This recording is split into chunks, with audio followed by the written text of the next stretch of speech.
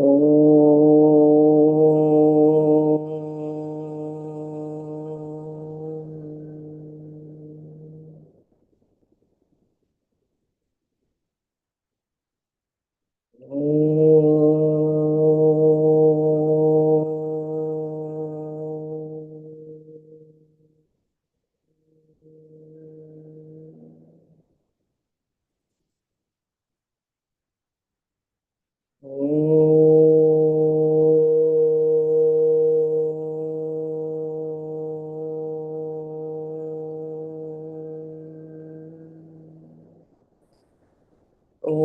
Sahana Vavatu Sahanau Bhunaktu Saha Viryankaravavahai Tejasvinavadhitamastu ma Vidvishavahai.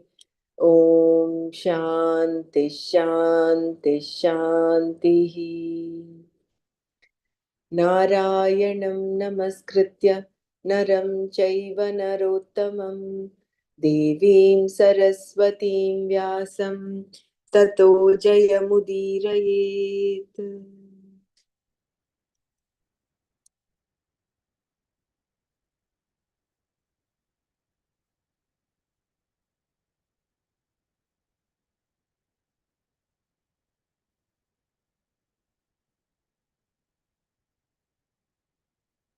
So we'll start from the 48th verse one more time and we'll repeat this.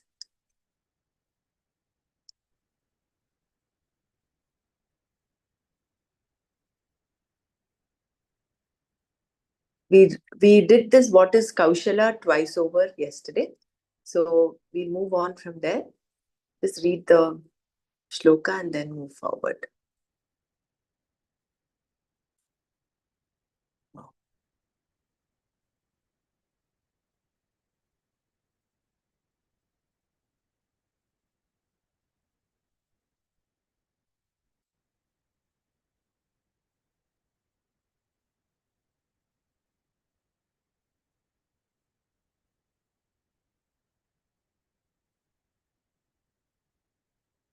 So Kaushala, we saw Kushala is discretion in action with respect to the norms.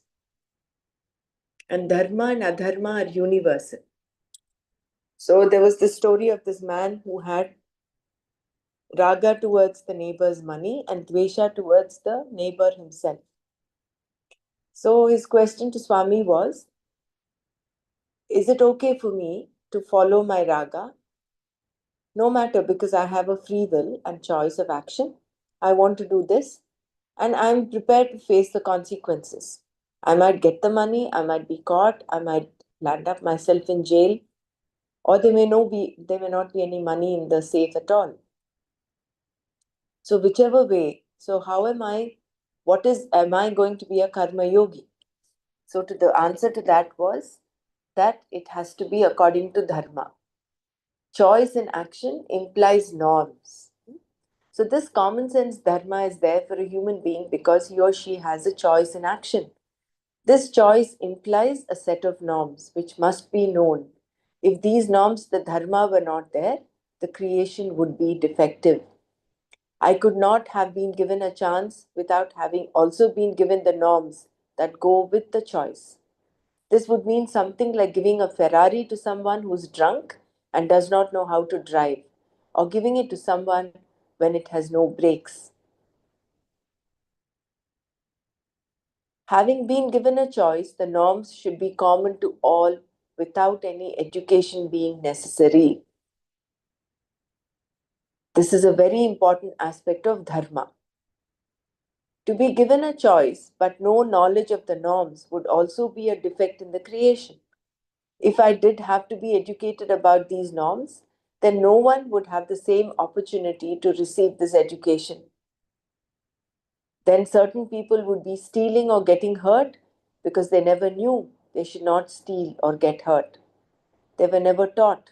Therefore, without any education at all, I know that I should not steal or get hurt.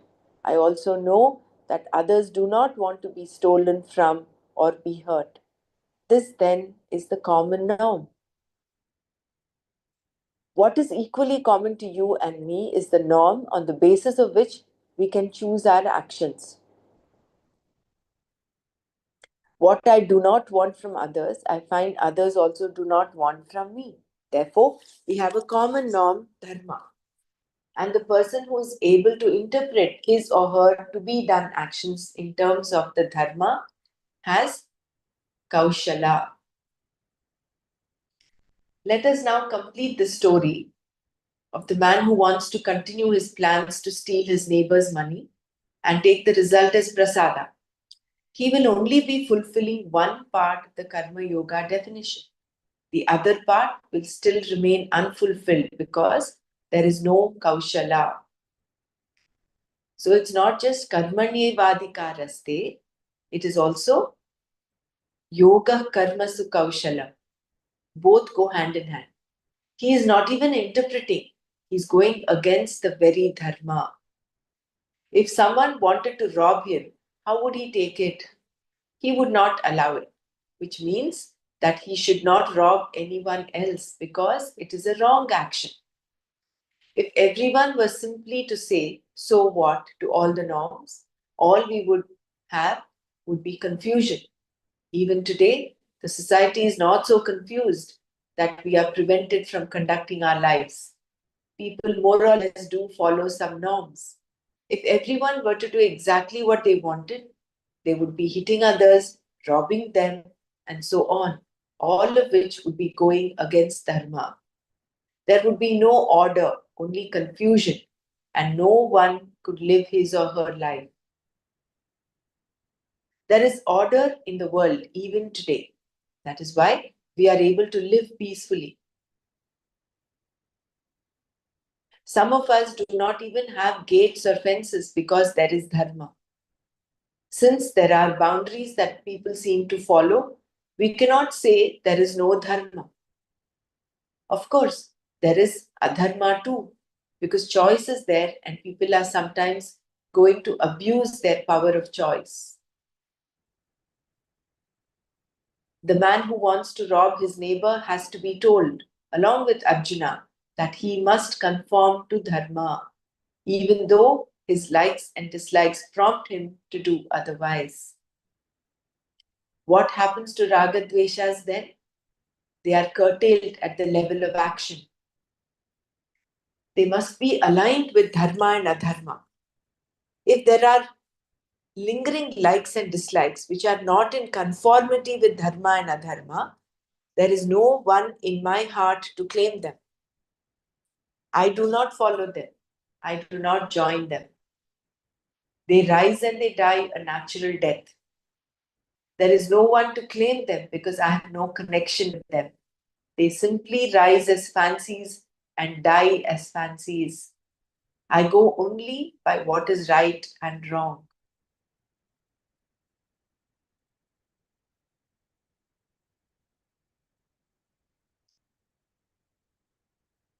So this means that a person who is so rooted in his ragadveshas and all his actions are directed by ragadveshas alone is maybe blind to dharma.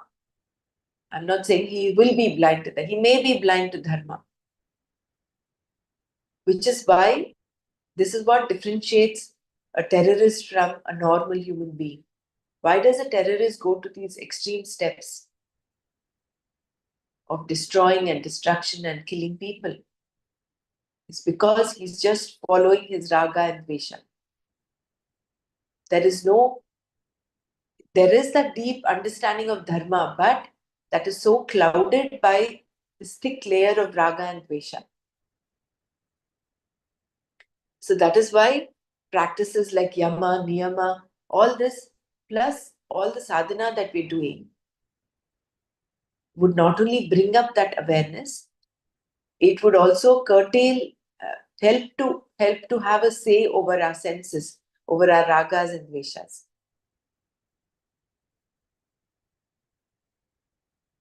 And the more and more sensitive we are able to actually align ourselves with dharma.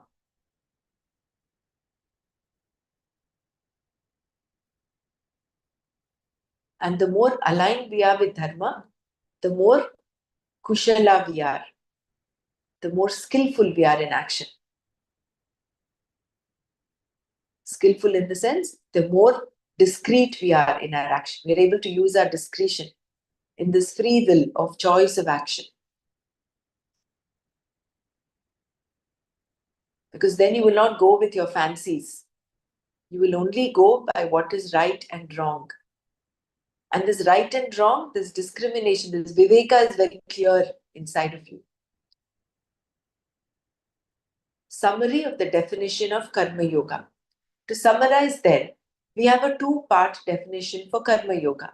Samatvam Yoga Uchyate and Yoga Karmasu Kaushalam. With reference to the results of your actions, there is a sameness, samatva, in your response.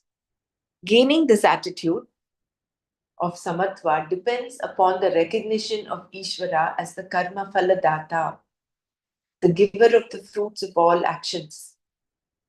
Whatever result you gain, the laws do not cheat you in any way.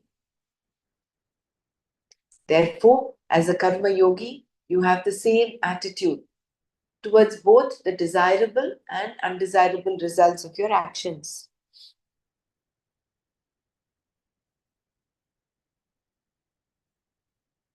Whatever result you gain, the laws do not cheat you in any way. Therefore, as a karma yogi, you have the same attitude towards both the desirable and undesirable results of your actions. Karma phale samatvam buddhi, samatva buddhi. Then, with reference to action itself, because there is choice involved, as a karma yogi, you exercise your choice based on certain norms. These norms are indicated by the rules of dharma and adharma. They are universal, common to all, samanya dharma.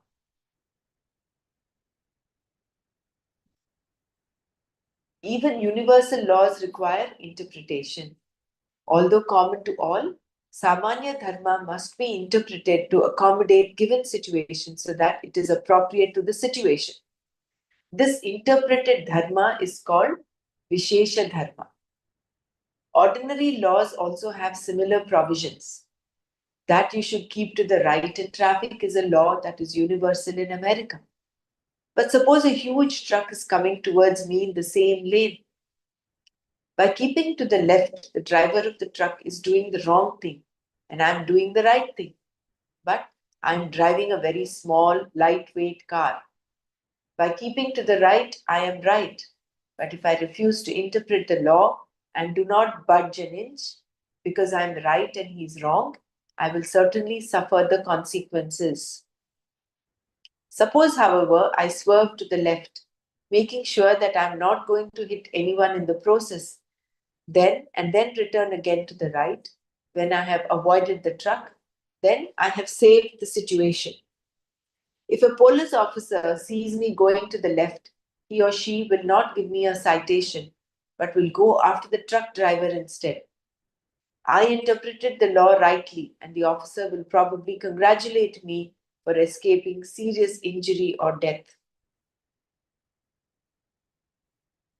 So, here the priority is about preserving life and avoiding death. And the priority is not sticking to the law. That would become a foolish act. So, therefore, the priority changes as in based on the situation. And that, unless we are able to interpret the dharma according to the situation, that interpretation of dharma according to the situation is called Vishesha Dharma. Every law has an exception. No one has ever made a law, including Bhagwan, without there being an exception. For example, Newton's law of gravitation applies only to certain areas. If you are in a spaceship, peanuts cannot be eaten in the same way as they are eaten here. Instead of going into your mouth, when you toss them up, they will go to the right or to the left. Even though Newton's law is really Bhagavan's law, still it does not operate in the same way in all places at all times. Thus, there are no absolute laws.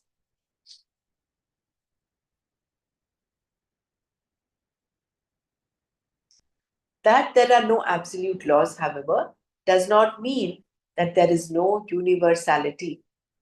Dharma is universal because I feel the same way as others feel. However, even what is universal has to be interpreted according to the situation. Although you expect people to speak the truth to you and people expect the same from you, sometimes you may have to tell a lie in order to save someone's life. This is Vishesha Dharma or interpreted Dharma. Vishesha Dharma is when someone other than yourself is the beneficiary of the lie. Thus, the differences between Dharma and Adharma with references to speaking truth depends on whether or not you are the beneficiary of the lie.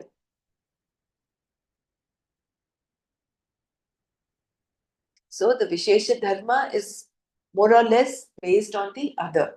The beneficiary is the other. So, in the previous example, the truck driver and the person driving in the car, there are two things. One is preserving the life of both of them, both the driver as well as the truck driver, and averting an accident, which is something to be avoided. Destruction is something that we avoid. We do not um, wish to destroy things, right? So, therefore, here the differences between dharma and adharma with reference to speaking truth depends on whether or not you are the beneficiary of the life. So, if the other person is going to be the beneficiary, then uttering a lie is okay. So, in the example of that of Krishna saying Ashwatthama Hatha Kunjaraha, the beneficiary was Arjuna.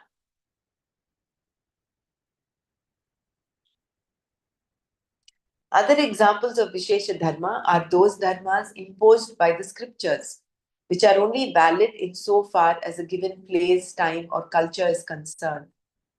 For example, a Brahmana, a Kshatriya, and a Shudra have certain duties to perform within the framework of the Vedic culture only. Therefore, these duties are Vishesha Dharma.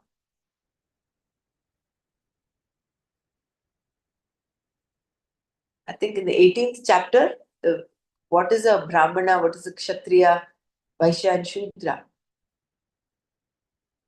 It's clearly stated out. So these are in accordance with the scriptures.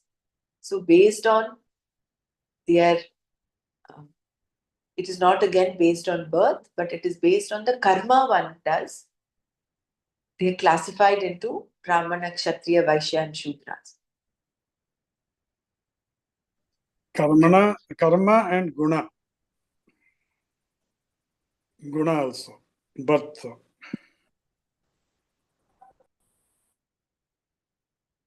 Was I audible clearly or was the volume low? It was clear. It was clear, okay.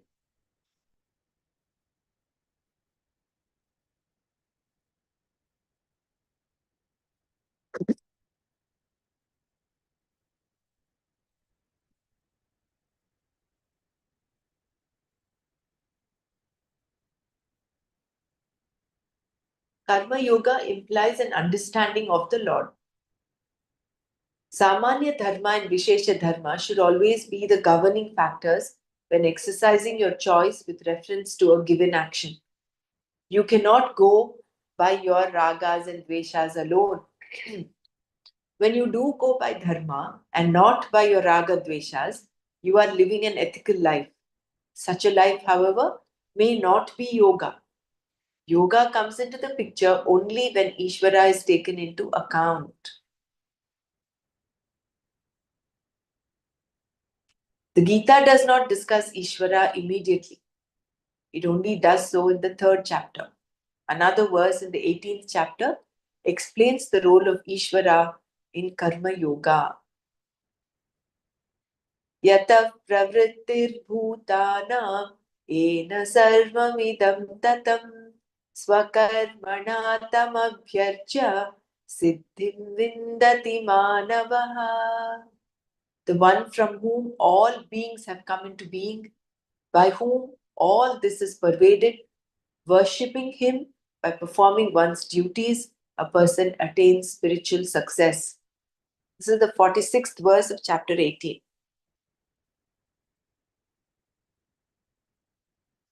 The Lord is not only the creator but also the creation. Therefore, the creation is non-separate from Ishvara, and Ishvara is both the efficient and the material cause of the creation. No product karya is separate from the material of which it is made. The status of being both the efficient and the material cause is therefore what is meant by Ishvara, and that is the reason why the creation is non-separate from the creator. The creator, on the other hand, is independent of the creation in the sense that even without the creation, the creator remains. At the time of dissolution, for example, the entire creation goes back to Ishvara, who alone remains. The creation is like a dream, like the dream world you create, without which you remain as you are. While the dream world is not independent of you, you can be without it, as you are in deep sleep. Similarly, the creation is not separate from the Creator, the Lord. Anything in the world that is naturally created can be looked at as Ishvara's creation, Ishvara Srishti. Just as anything you make may be said to be your creation, Jiva Srishti, because your free will is involved. There is, however, only some truth in you being the creator of anything.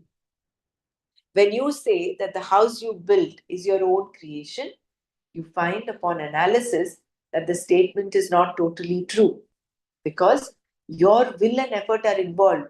There is some truth to it.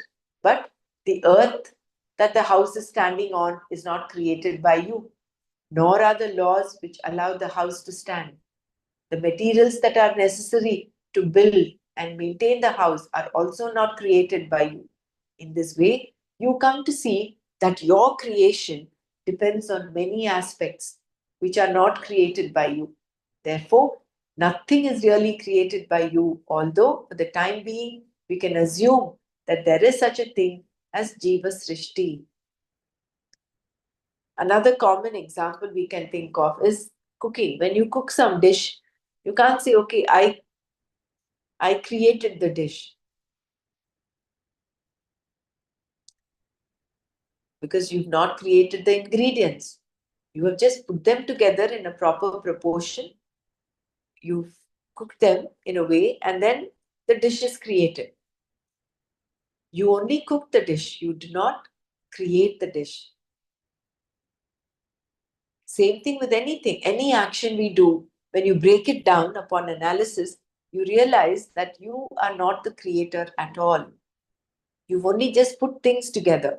If you've painted a painting, you've got the paints, you've got the brush, you've got the hand, and you've got the intention behind to paint.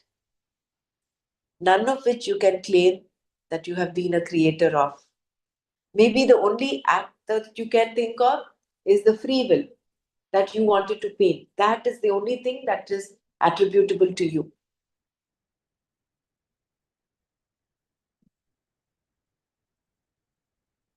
In a broad sense. Therefore, you can assume that there's such a thing called Jiva Srishti. The laws of creation are not separate from the creator. Just give me a second. If anyone wants to share anything so far, please unmute and speak.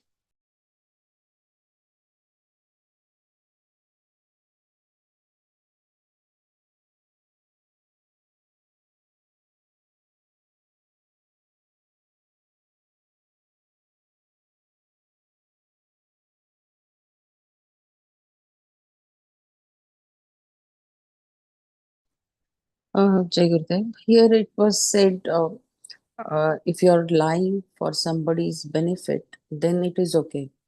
How about ourselves? If we might get into trouble if we tell the truth, uh, is the lying okay? I mean, genuinely, it's not purposely we want to lie to get away with something. But if it is taking you out of trouble, would that be okay?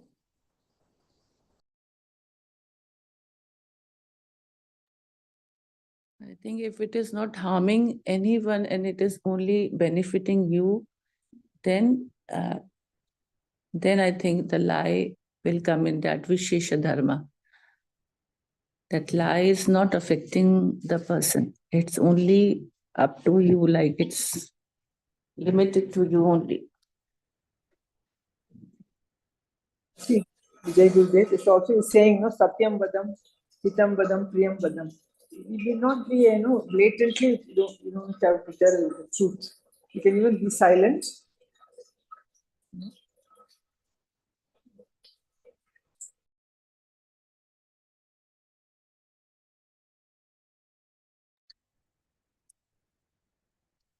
So that is why, when with respect to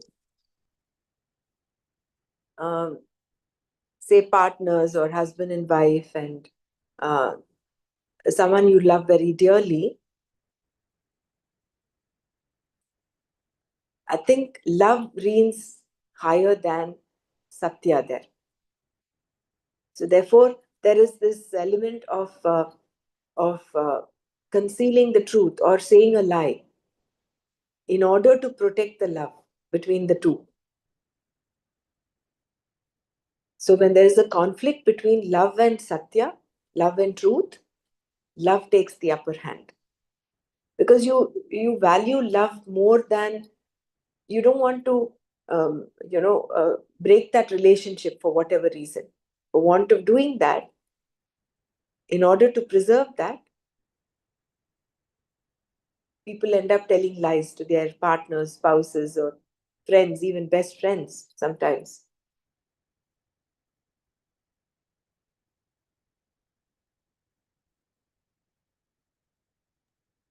What other examples can we have of Vishesha Dharma?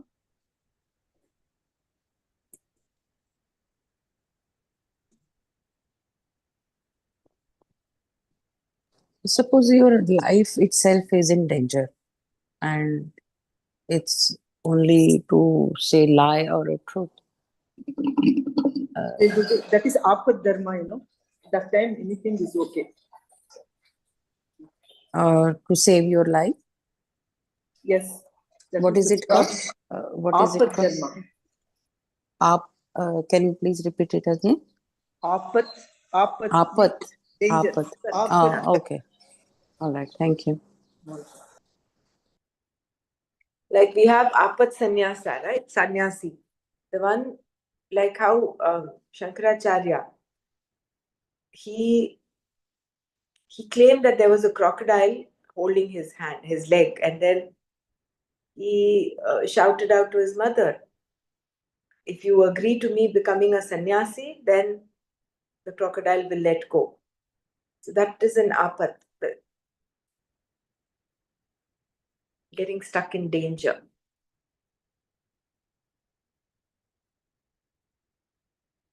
I think the whole of Krishna's life, and maybe most anecdotes in Mahabharata, would depict this Vishesha Dharma.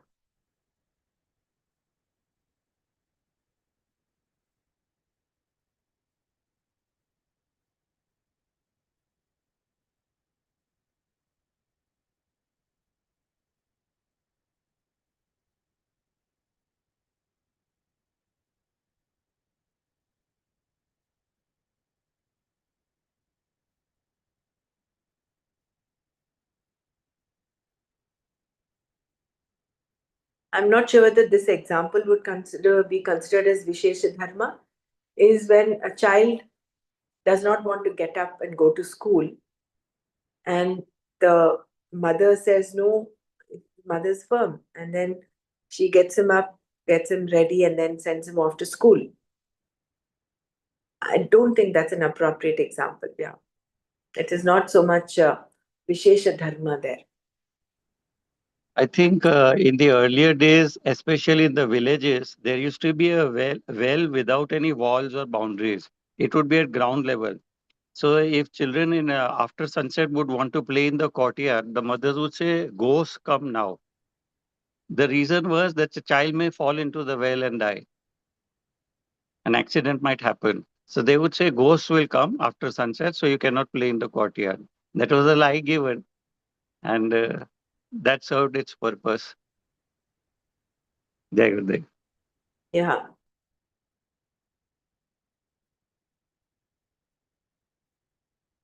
Yeah, but then that has created fear in a child's mind. So how that is okay? It served its purpose, but then it did some harm also.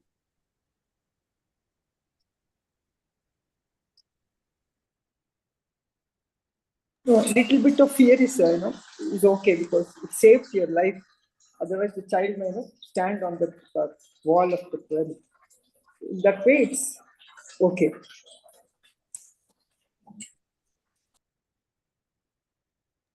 Vishesha Dharma is when someone other than yourself is the beneficiary of the lie. This sentence, like it is not for yourself. It means it is not for yourself. It is for the beneficiary of the other, right? Or am I Yeah, yeah. misinterpreting? You are not the beneficiary. The beneficiary is the other. Other person is the beneficiary. For example, when I have several children who are picky eaters, and they don't eat fruits and vegetables at all. So I just tell them, if you do not eat, I tell them you have a choice of either eating or coming and taking an injection of fruits and vegetables in the hospital. So just for them to develop to give them the choice, I give them the choice, then I put it forward and I say, now you have a choice that you need vegetables and fruits every day is a given. You have to.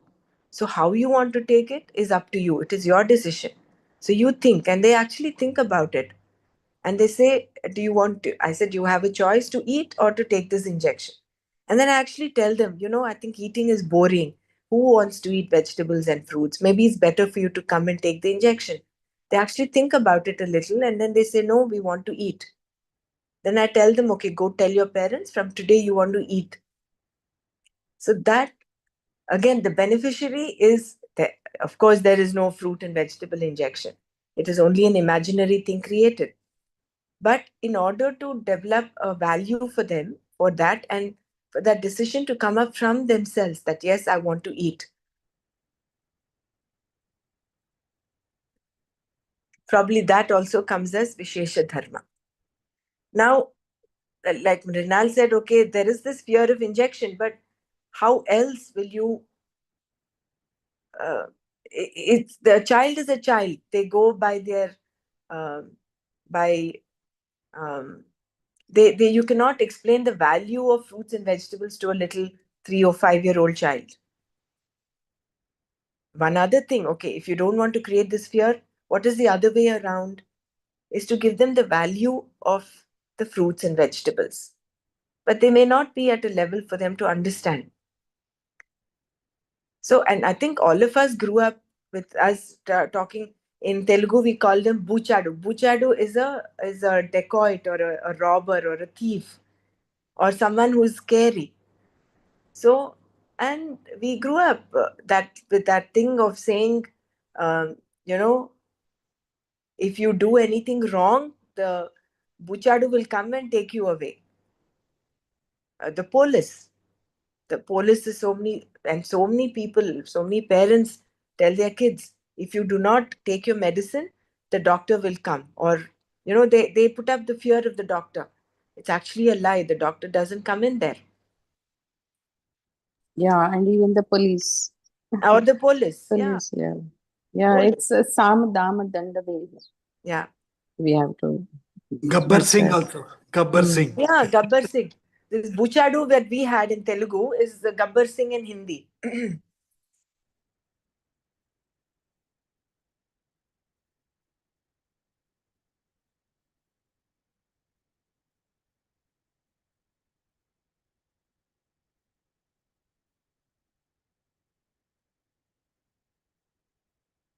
Actually, Gurudev explains that abhinivesha is not fear. Uh, Fear is the gross form of abhinivesha. The subtle form of it is caution. Like if you're walking on the edge of a swimming pool, he gave that example. You may fall in. So if you have that, that is abhinivesha. It's not actually fear, it is caution. And some amount of caution is necessary. It's actually because of fear that everything in creation goes around the way it is. In Taittiriya Upanishad, this mentioned, Bhishasmat Vatav Pavate, Bhisho Deti Suryaha. Bhisha is there, is fear. It's because of the fear that the sun shines. It's because of the fear that the wind blows. And if you see, anything in creation is built for preservation. Nothing is meant for destruction. It tends to self-preserve itself. Although ultimately everything has its lifespan. The reason why we eat also is to preserve life. And that the fear of, like Gurudev says in Ashtavakra Gita, fear is required as just as much as salt is required in food. Too much of fear again becomes distasteful. Then it becomes. So in order for preservation to happen, in order for creation to continue, this fear, and it's inbuilt.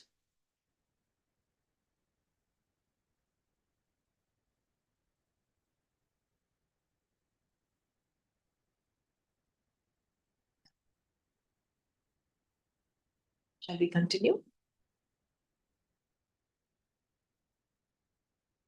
So the laws of creation are not separate from the creator. Your physical body is not created by you. The powers that are necessary to create are not created by you.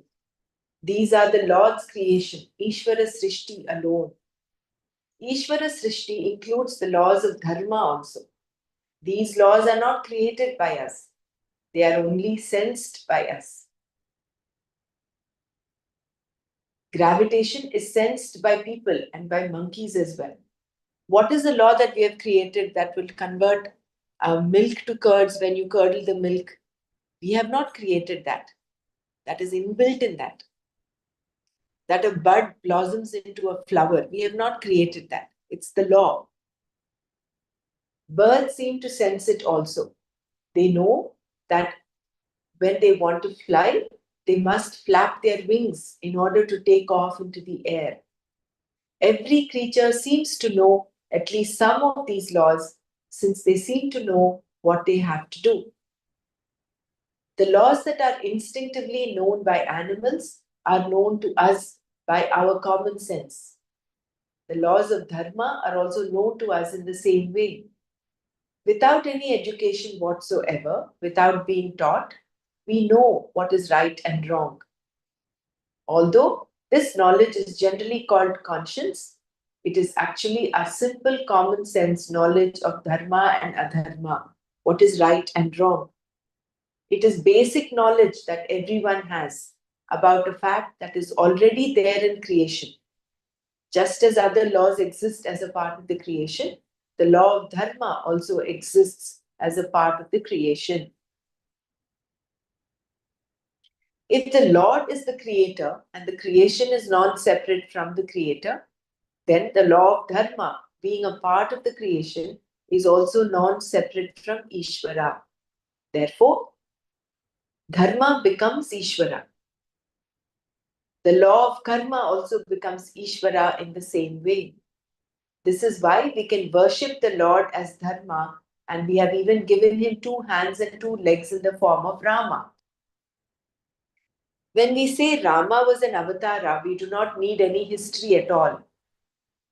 Whether Rama existed or not is irrelevant because he is looked upon only as the Lord.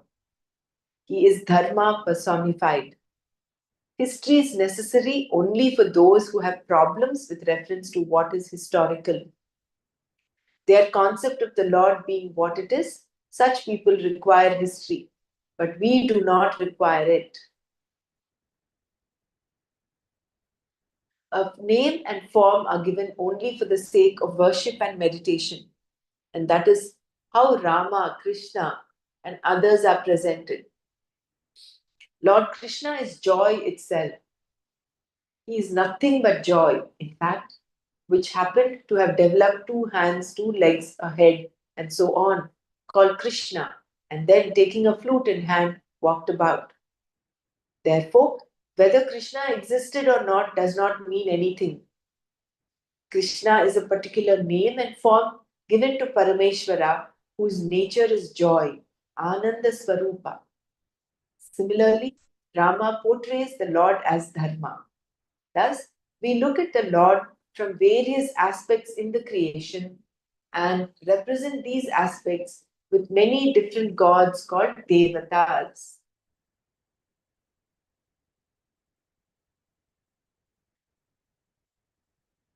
Similarly, Vinayaka, Siddhivinayaka, is the remover of obstacles. Kartikeya is the protector of, is the chieftain of the lords.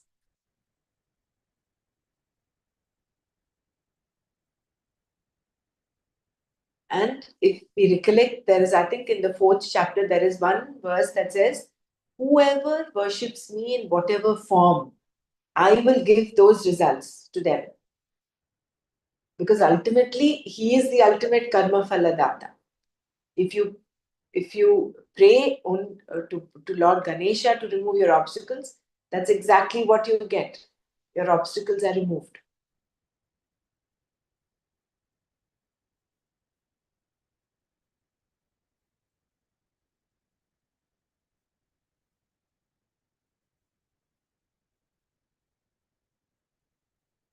So what happens when I look upon Dharma as Ishvara?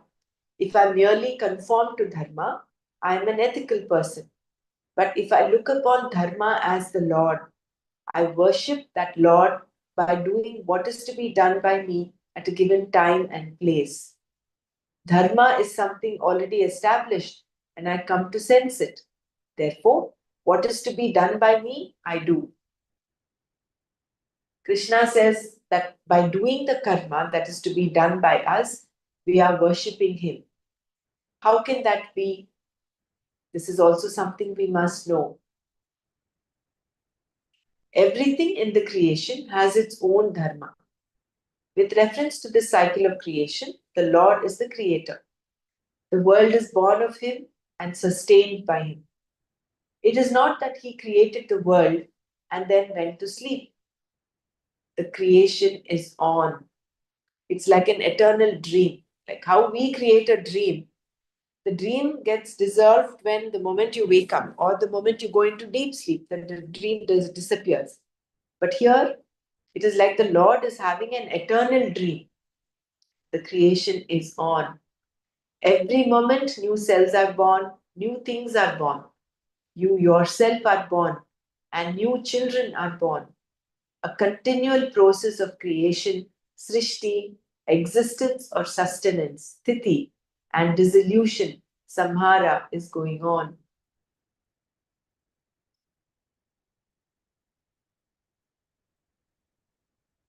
The second, a recognized unit of time is born, and as it is born, it is, and it is also gone.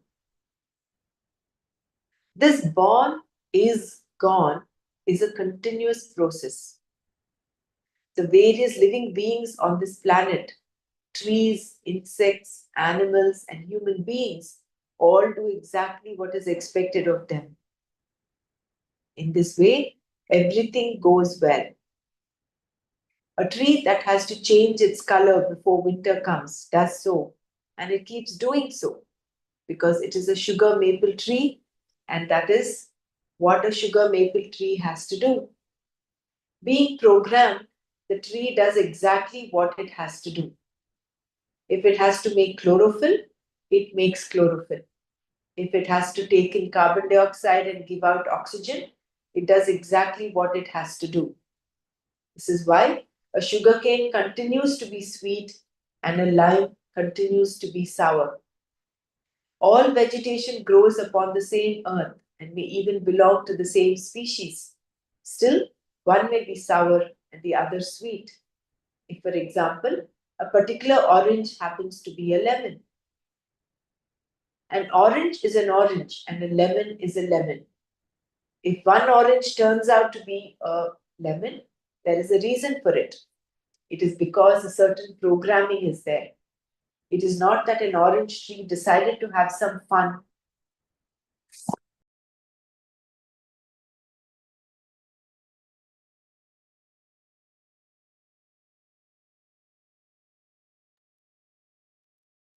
It is not that an orange tree decided to have some fun, wanting to see the face of the person who bites into a certain orange and discovers it to be a lemon.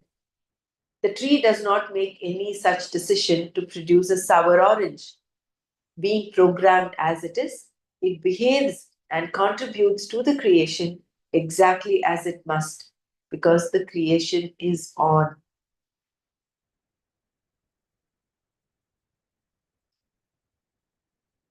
Ishvara himself. I'm reminded of some of the cucumbers, and even the ridge gourd. Also, the yellow cucumber, we call it dosakai. Some of them, most of them are, of course, sweet to bland tasting, but some of them can be bitter, which is why when you're cutting the ridge gourd, they are asked to taste at least one piece of that before before cooking it, because some of them may be bitter. And why they are bitter, there is of course a reason for that. Maybe the combination of the chemicals that went into making that particular ridge gourd.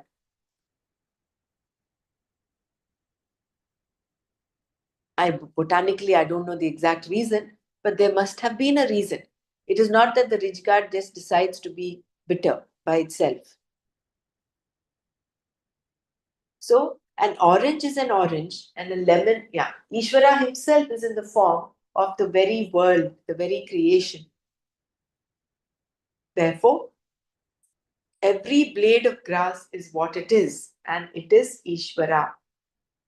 Everything in the vegetable kingdom is Ishvara's creation, and having a particular form does exactly what is expected of it, because members of the botanical world do not have free wills. The world of animals is the same. A snail is always a snail. An oyster is an oyster. A jackal is a jackal. A lion is a lion. A cow is a cow. And a turkey is a turkey. All of them are exactly the same. They do not call themselves snails, lions, and turkeys. A cock will fight like a cock. That is why it is a cock. Similarly, monkeys behave like monkeys exactly as they should, programmed as they are. They all seem to be fine and are intelligent enough. Even turkeys know how to survive when left to their own devices. The fact that they cannot survive the month of November is only due to the way people choose to celebrate Thanksgiving. So we've actually taken all this for granted, no? The cow is a cow, monkey is a monkey.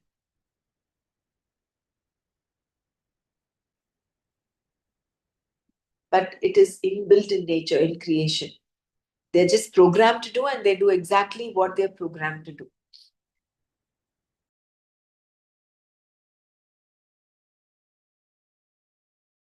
Only human beings are not programmed. It is only when you come to human beings, even a small child, that you find a difference. When you call a puppy, it wags its tail and comes every time because it connects your calling it by name with a cookie or some other treat in your hand. But if you call your young child by the same name, whether you hold out a cookie or not, he or she may or may not come. Why? Because the child is much more than a pup. he or she is a complete person with a will of his or her own, asserted from childhood onwards. This is always a problem for parents, especially when they want the child to perform for guests, for instance. If the child is at all concerned about what others will think, there is no way he or she will perform.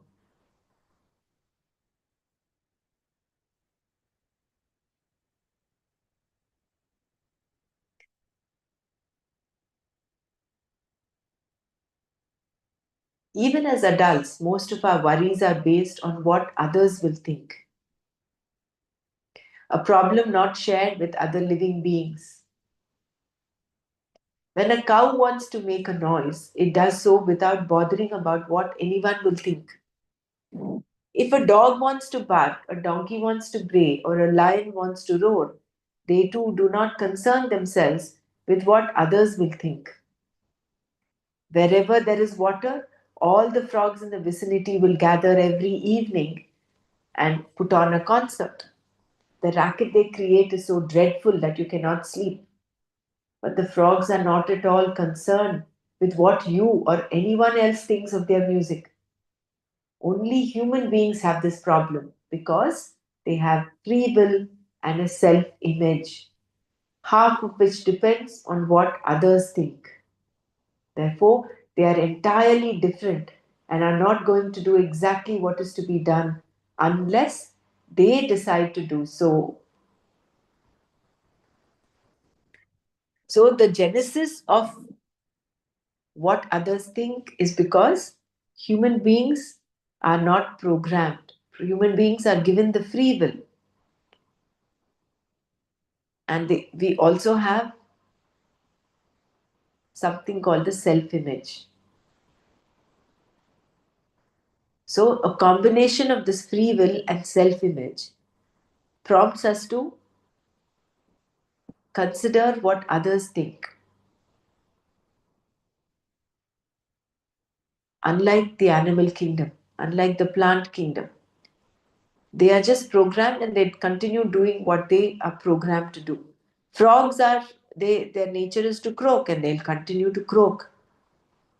They will not think, oh, my voice is uh, so rough. What will others think? So she'll let me shut up. No, they don't do that. Very interesting paragraph.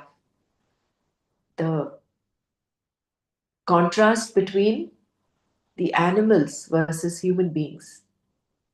How we behave the way we behave.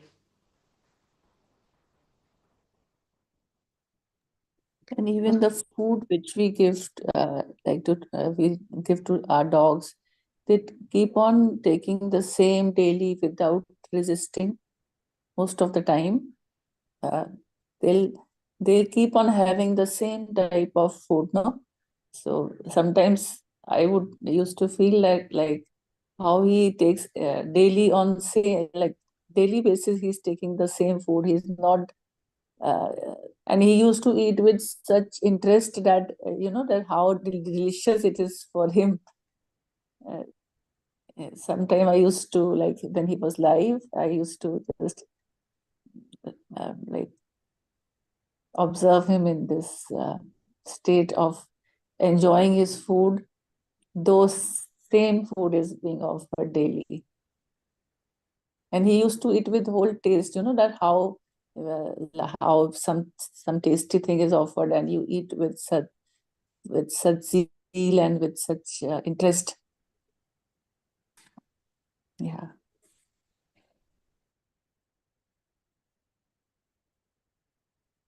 And they are programmed also. When they are sick, they don't eat. When they're unwell, they don't eat. They go and search for some grass or some herbs or shrubs and then eat that. And they throw up. Yeah. That is also programmed. I mean, they're programmed to behave in a certain way. And they conform to it. Yes, and even if some in healthy times, if they're liking something like ice creams in that form, so even that they will refuse. He will not just touch that food, though he must be liking it initially, but when he's not well, he's not touching. just move away his face from that. Because there's no free will for them. They are just programmed to do that. Whereas in stark contrast, human beings have this free will. And this free will is the one that is creating all this. In a way, it is a gift, if you take it as a gift.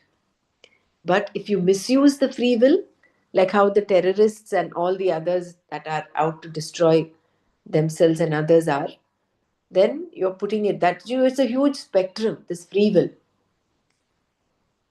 Whether you do, not do, or do otherwise. Whether you want to walk on the path of moksha. That's why it's called Purushartha. Only human beings have Purusharthas. Where you exercise your free will for dharma, artha, kama, or moksha. Whether we want to walk on the path of moksha is again free will. No one is putting a gun and saying, okay, you have to walk towards moksha. But everybody has inbuilt in them to be free. That is one programming that is there. Everybody wants to be happy. Everybody wants to be in their nature, which is Satyam, Jnanam, Anantam, Brahma, or Satchidananda. But what we resort to, that is dependent on our free will. How we go about getting this.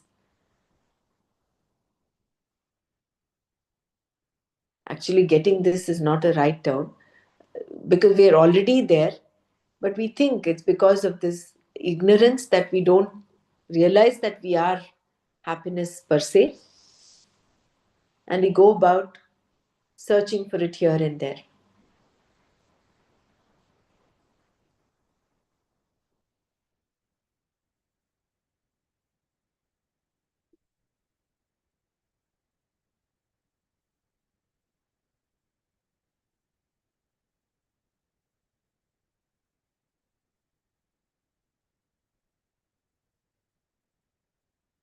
So, in the process of growth, a person picks up hundreds of ragas and dveshas, likes and dislikes. Such fancies are always there, and we find that convenience is usually the order that we follow. This is why we often do not bother about no trespassing signs and cut across a rectangle diagonally, thereby creating a path, even though it is someone else's private property. And once there is a path, a right to it also seems to be established. This is what is meant by the term grandfather rights.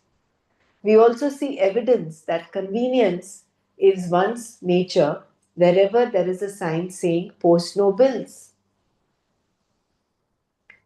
There will even be a bill stuck right on top of the very sign, perhaps so that the problem will disappear.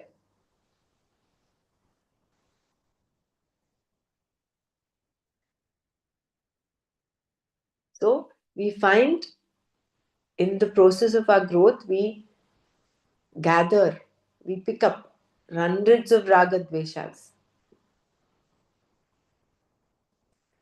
Be interesting to see how these raga dveshas develop and grow.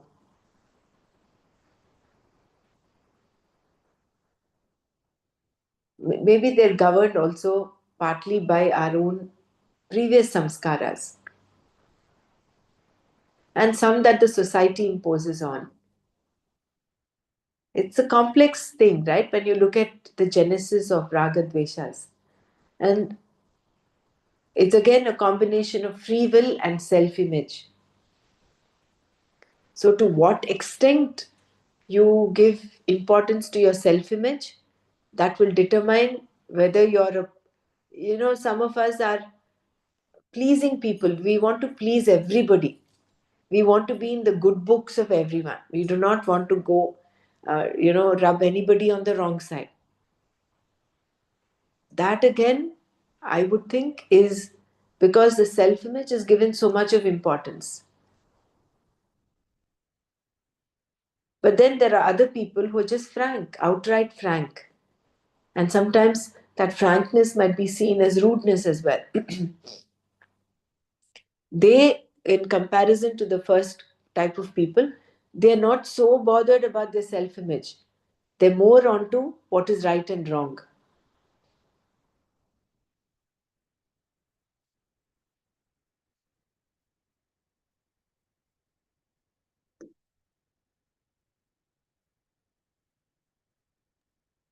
So And then there are basically, others who are skillful, who use discretion, who know what is right and wrong. And then, I mean, this is where I think our scriptures and our Subhashitanis and all of them come into have such an important role to play in our understanding. In Telugu, we have this thing called Vemana Shatakam. You know, there was one very ancient sage-like person called Vemana, and he sat under a tree and he brought out pearls of wisdom in small small couplets, like how we have Kabir's dohas. Similarly, this Vemana Shatakam, he's written 100 such couplets, giving up worldly wisdom, giving out. He says, uh, what is that? Even Sumati Shatakam, that's another 100 couplets of thing, is a person who does not get hurt, who does not hurt others, and who moves around in society in such a manner is a blessed person. తానొవ్వక నొవ్వక తప్పించుకు తిరుగువాడు ధన్యుడు Sumathi. He is not getting hurt and he's not hurting others. A person who skillfully maneuvers relationships this way is really blessed.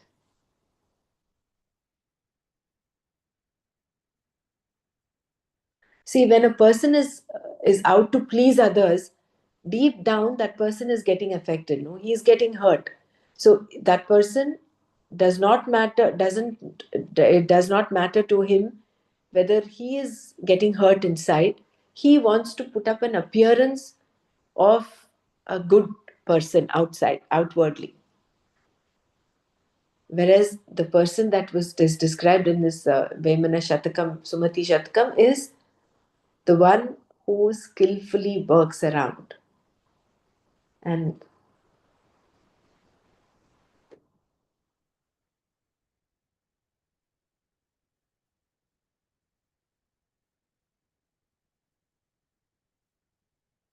I think someone was wanting to say something. I don't know who it was. no, it was me. Like I was just thinking, like how much skillful one has to become so that we uh, are in a line with dharma, and also like not disturbing our inner peace also, uh, living in that skillful manner. Like it is simply said but very difficult to do. It's like it's literally learning, and I think it is on the daily basis you are learning the skill in doing the action, that on daily basis managing the people, and so that they are also doing their duties properly, and like it's quite a challenging task on daily basis. Like it's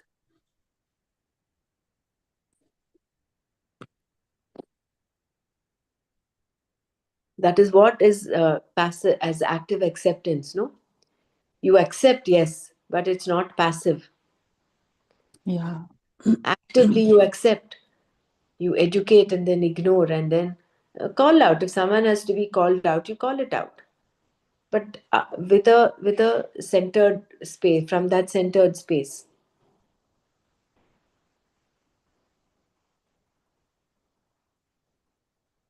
Oh, we've passed time, huh? I didn't realize it's already 6-7. Sorry about that. So I will just finish reading this one paragraph. So, thus, convenience is often the governing factor.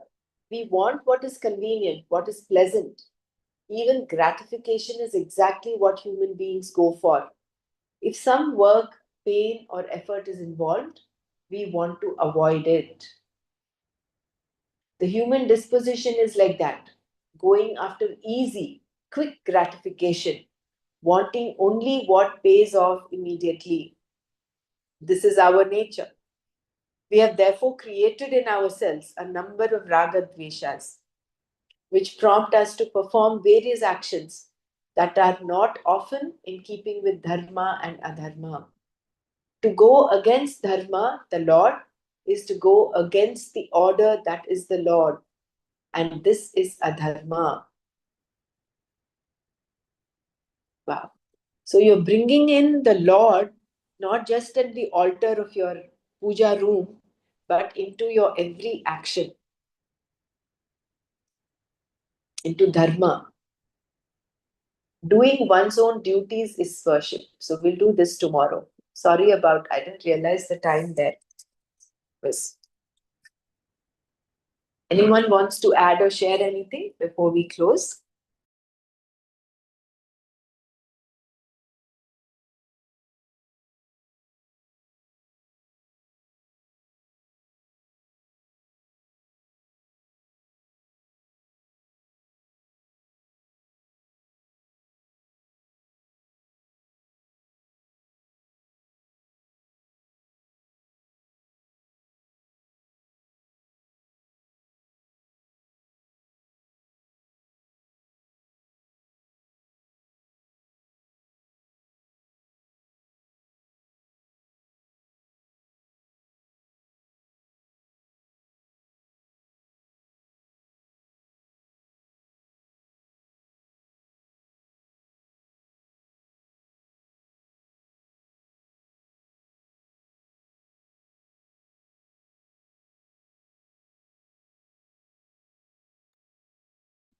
Om Loka Samasta Sukhino Bhavantu. Om Shanti Shanti Shanti. Om Tat Sat Shri Krishna Arpanamastu. Jai Gurudev.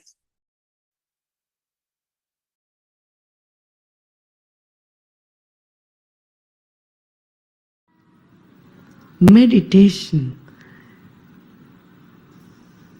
is accepting this moment, living every moment totally with depth. Let us keep our spine erect and body relaxed and eyes closed. Relax your shoulders. Keep a big smile on your face.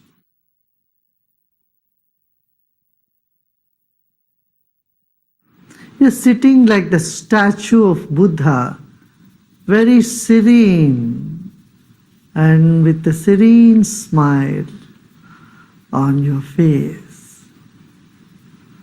Relax your body.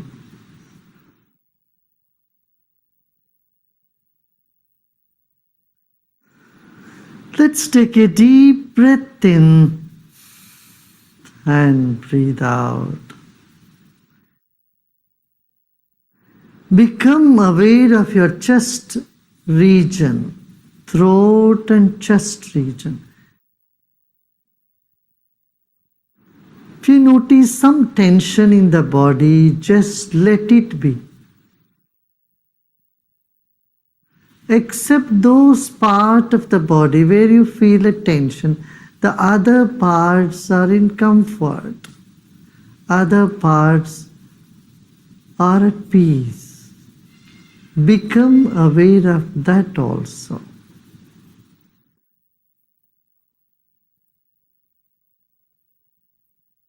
There are many good things about you and inside of you.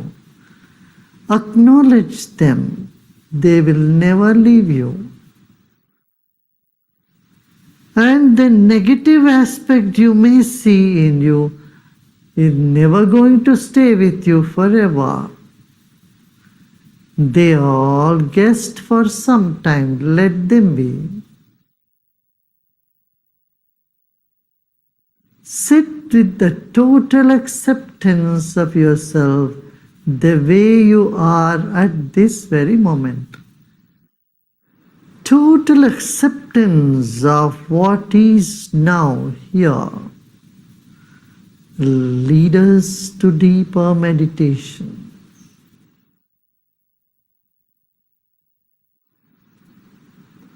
Let go of all the effort.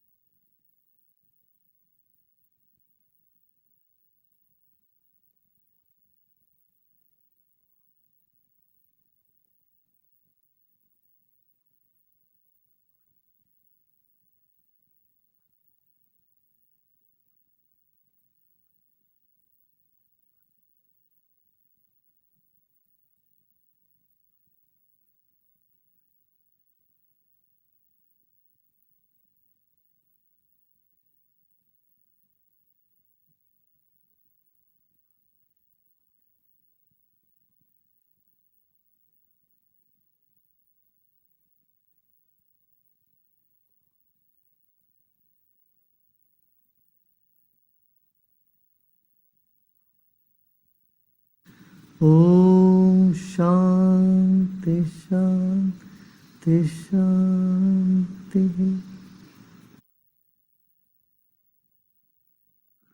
Let go of all your effort and be in this emptiness.